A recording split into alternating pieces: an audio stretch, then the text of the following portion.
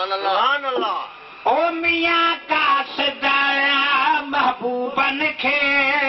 सुभान अल्लाह सुभान मिलन वारी ओ अथन याना ओ मियां का सदाया महबूबन खे मिलन वारी ओ अथन याना वो कयाऊ का तो सांगोया कयाऊ का तो सांगोया गर्जन वारी वो अथन याना ओ यदा कासिद महबूबन खे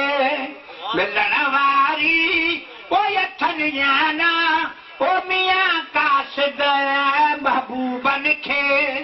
मिलन वारी ओ अथन याना वो कयाऊ का तो सांगोया कयाऊ का वो तो सांगोया गर्जन वारी वो अथन याना ओ मियां का सदा महबूबन खे अदा का सदा अजीबन जी खबर कर दो कज़ाती जी वो अदा का सदा अजीबन जी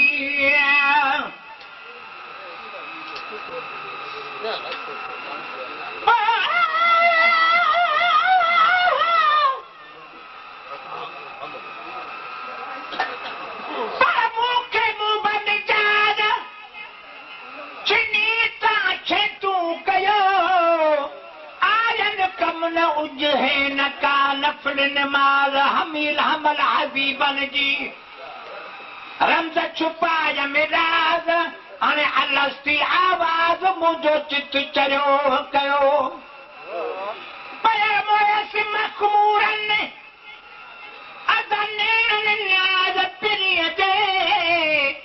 अंदर मजाजी बजा था पल पल पूर पवन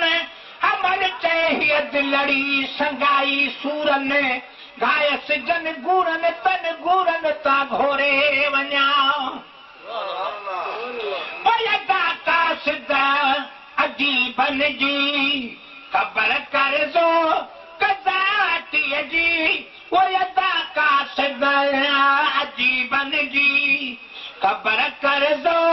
कज़ाती जी वो रया बेही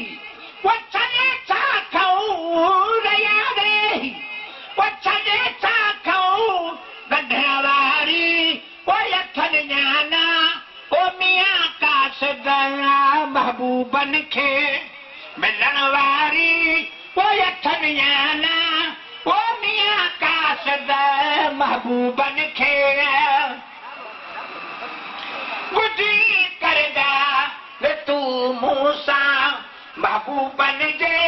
वो मिलन वारी वो गुजी करदा वे तू मूसा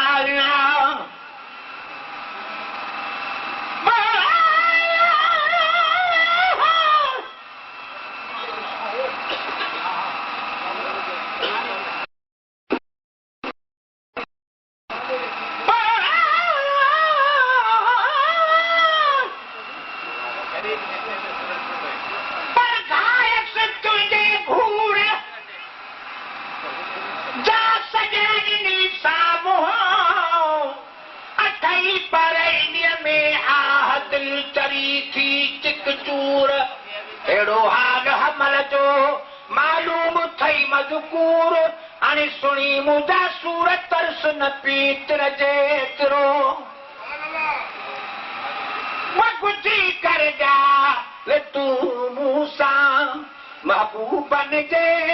ओ मिले वारी वो गुजी कर जा तू मूसा